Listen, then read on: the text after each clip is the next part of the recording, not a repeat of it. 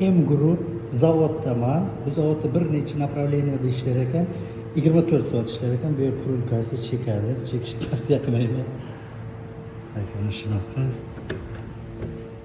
Bu yerda ofislar 3 etajmi, 4 etaj. Bu yerda bizning santexnikalar.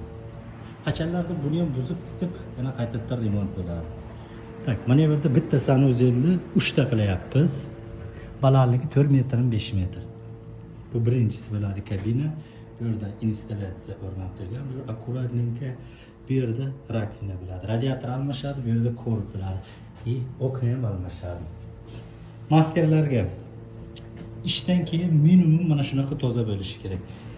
Eshik tashqarisiga latta, ichkarisiga latta namlangan, changda olib chiqmaydi. Instrumentlar, materiallar shunaqa akkuratni turishi kerak. Ustalar diqqat qiynal. Аккуратненько.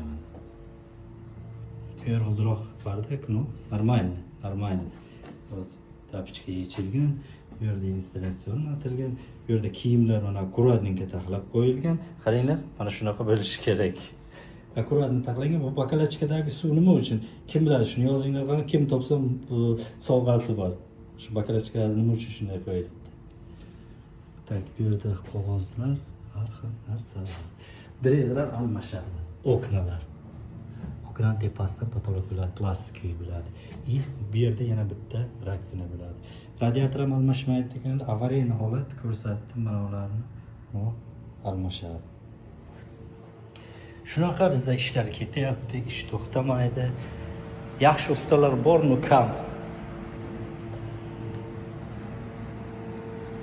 Bu yerda nimadir ishlab turibdi.